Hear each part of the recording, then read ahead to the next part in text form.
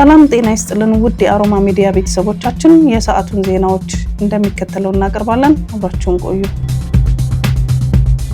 በስዊዘርላንድ በመዝናኛ ስፍራ በደረሰ የእሳት አደጋ በርካቶች ሲሞቱ ከ100 በላይ ሰዎች ጉዳት ደረሰባቸው። በደቡባዊ ስዊዘርላንድ በሚገኝ የመዝናኛ ስፍራ በአዲስ ዓመት ዋዜማ በተነሳ እሳት በርካቶች እንደሞቱ ከመገለጹም ውጪ በትክክል ምን ያህል ሰዎች እንደሆኑ እንደማይታወቅ ተገልጿል።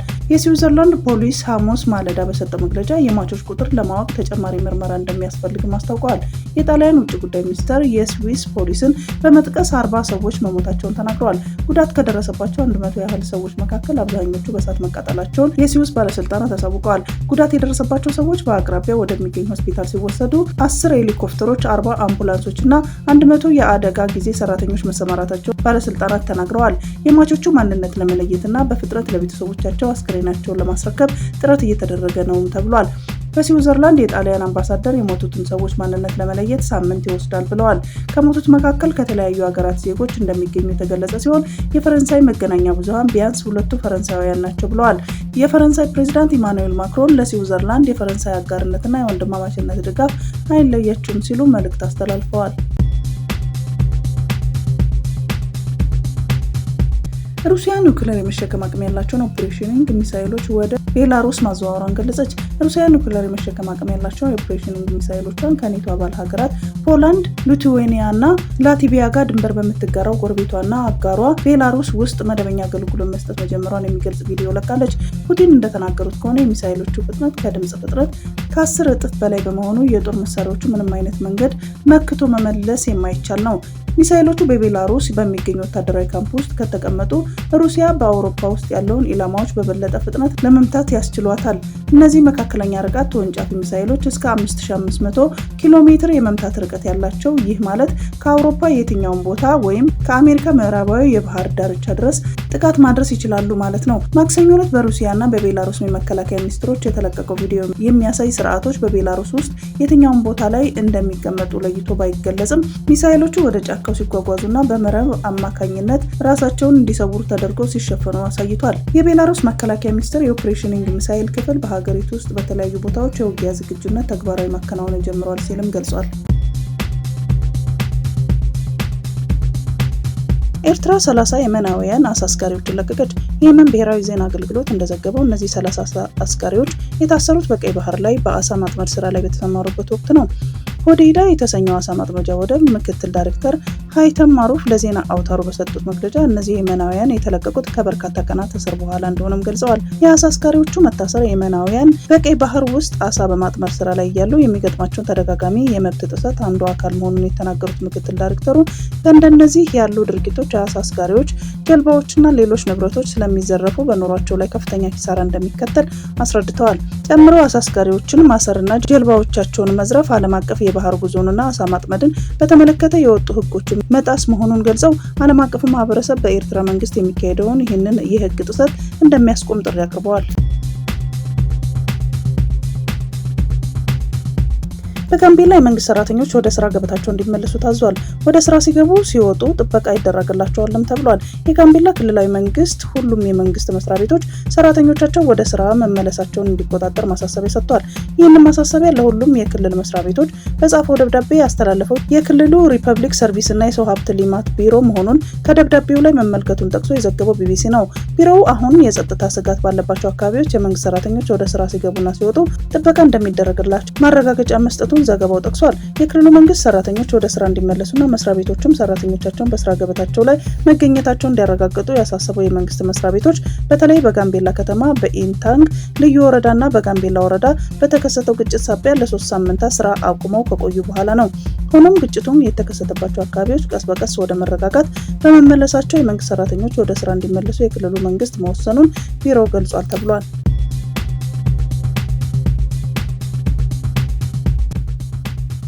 ሱፐር ደብልቲ በተባለው የግል ድርጅት ባለሀብት ትዕዛዝ ታስረው የሚገኙ ከ60 በላይ ዜጎች የአድኑን ተማጽኖ ደብዳቤ ለጠቅላይ ሚኒስትር አብይ አህመድ ጻፉ።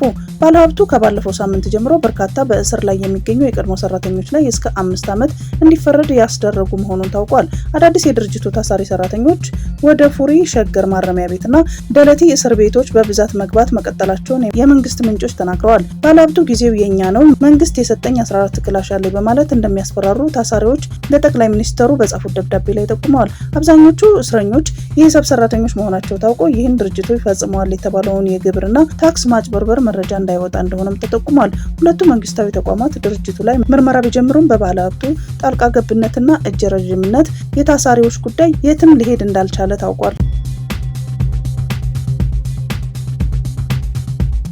በሩሲያ ቁጥጥር ስር በሚገኘው የከርሰን ግዛት አስተዳዳሪ ቭላድሚር ሳልዶቭ እንደገለጹት በአዲስ ዓመት ዋዜማ በተፈጸመ የዩክሬን የድሮን ጥቃት ቢያንስ በ24 ሰዎች ሲገደሉ ከ50 በላይ መቁሰላቸውን አስታውቀዋል። ጥቃቱ የተፈጸመው በጥቁር ባህር ዳርቻ በምትባለው ኮርሊቭ የተባለች መንደር ውስጥ በሚገኝ አንድ ካፌና አንድ ሆቴል ላይ ነው። እንደ ሪፖርቱ ከሆነ እኩለ ሌሊት ሊሆን ሲል የቅኝት ድሮን አካባቢውን ከቀኘች በኋላ 3 ሰው አልባ አውሮፕላኖችን በተጨናነቀው የመዝናኛ ስፍራ ላይ ጥቃት እየሰነዘሩ ሲሆን አንደኛው ድሮን እሳት የሚያቀጣጥል ቅልቅል ይዞ ስለነበር በስፍራው ከባድ እሳት ተነስቶ ነበር። አስተዳዳሪው ሳልዶ እንደተናገሩት ከሟቾች መካከል አንድ ህፃን ይገኝበታል። አክለውም ይህን ጥቃት እንደ አውሮፓውያን አቆጣጠር በ2014 ኦዴሳ ከተፈጸመው ጭፍጨፋ ጋር ያመሳሰሉት ሲሆን ይህንን የዘለንስኪ እሻለሁ የሚል ሰላምን ምን እንደሚመስል ማሳያ ነው ሲሉ ወቅሰዋል። ክሬምሊን ይህንን ጥቃት በሩሲያ መሪ ላይ ብቻ ሳይሆን የአሜሪካ ፕሬዝዳንት ዶናልድ ትራምፕ የዩክሬንን ግጭት በሰላም ለመፍታት የሚያደርጉትን ጥረት ለማደናቀፍ የታለመ ነው ሲል ገልጾታል።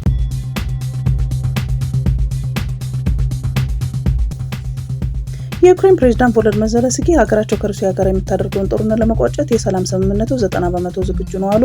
ፕሬዝዳንቱ ይህንን ያሉት የፈረንጆቹ 2026 አዲስ ዓመት አስመልክቶ ባስተላለፉት የእንኳን አደረሳችሁ መልእክት ነው። ዜሌንስኪ በመልእክታቸው ለ4 ዓመታት ገደማ የዘለቀውን ጦርነት ለማስቆም በሁለቱ ሀገራት መካከል የሚደረገውን የሰላም ስምምነት ድርድር 10% ብቻ ይቀረዋል ብለዋል። የሰላም ስምምነቱ የቀጠናው ሰላም ብሎም የዩክሬንና የአውሮፓ ዕጣ ፈንታ የሚወስን ነው ሲሉም ፕሬዝዳንቱ ተናግረዋል። ዩክሬን ሰላምን ለማስፈን ስትል ሁሉንም ማጣት ብትሻም ለሀገሪቱ ህልውና መቀጠል ጦርነቱን መቋጨት ያስፈልጋል ብለዋል።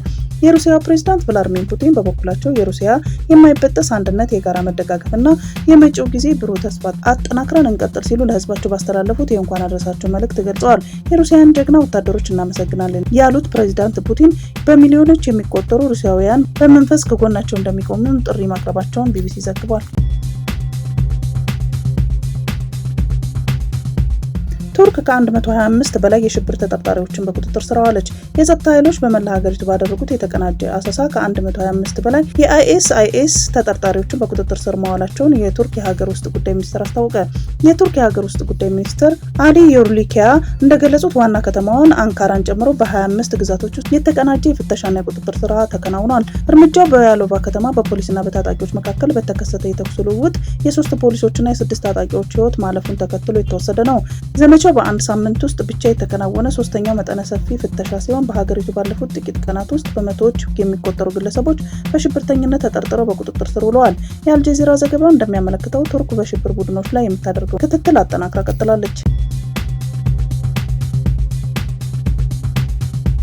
ቴል አቪቭ ለሶማሌላንድ የሰጠችውን የነጻ አጋርነት እውቅና በመቃወም የእስላማዊ ታጣቂ ቡድን አልሸባብ ሶማሊያ በእስራኤል ላይ ጠመንጃ እንዲያነሱ ጥሪ ያቀረበ።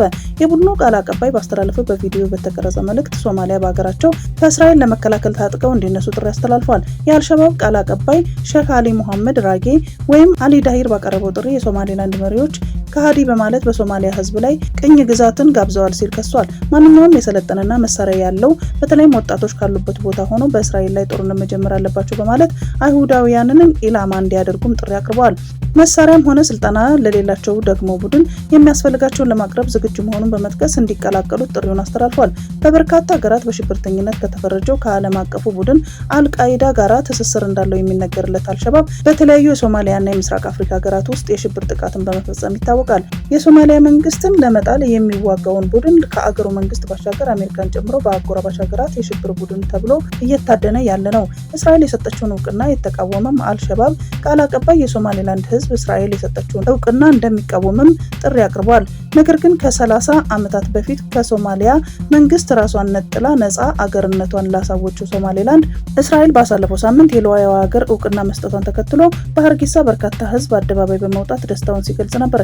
በሌላ በኩል ደግሞ የሶማሊያ ማዕከላዊ መንግስት እውቅናን አጥብቆ በመቃወም ጉዳዩን ወደ ተባበሩት መንግስታት የጸጥታ ምክር ቤት መወሰዱ ይታወቃል። እንዲሁም ሶማሊያ በተለያዩ የሀገሪቱ ክፍሎች ውስጥ ባካሄዷቸው ሰልፎች የሶማሌላንድ የአገርነት እውቅና ተቃውመውታል።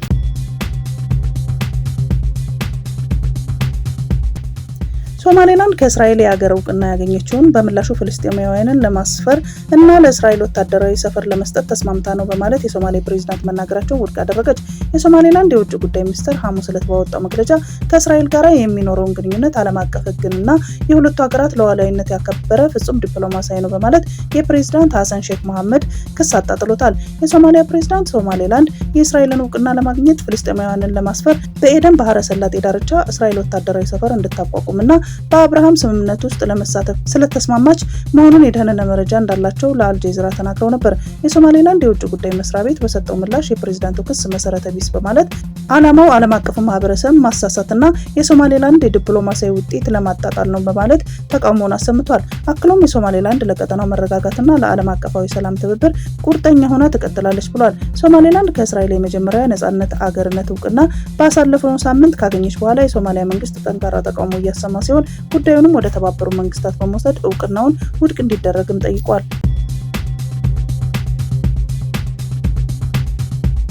አሜሪካ ወደ 40 የሚጠጉ የአፍሪካ ሀገራትን ጨምሮ በሌሎች ላይ ያሰፈረችውን ሙሉ የቪዛና የጉዞ እገዳ ከዛሬ ጀምሮ ተግባራዊ መሆኑን እንደሚጀምር ቢቢሲ ዘግቧል። የአሜሪካ መንግስት ከወራት በፊት ኤርትራና ሶማሊያን ጨምሮ በበርካታ ሀገራት ዜጎች ላይ የጉዞ እገዳ ጥሎ ነበር። እገዳው በሀገሪቱ ውስጥ ባለው ደካማ የዜጎች ምዝገባና መረጃ አያያዝ እንዲሁም በርካቶች የአሜሪካ ከሄዱ በኋላ ረጅም ጊዜ በመቆየትና እዚያው በመቅረታቸው ነው።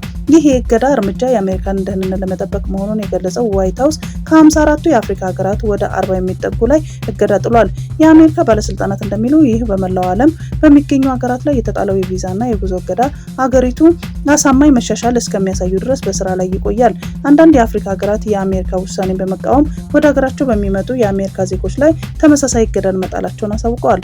የምዕራብ አፍሪካ ሀገራት የሆኑት ማሊና ቡርኪና ፋሶ አሜሪካውያን ወደ ሀገራቸው እንዳይገቡ የጉዞ እገዳ በመጣል አጸፋዊ ምላሽ መስጠታቸውን ቢቢሲ አስነብቧል።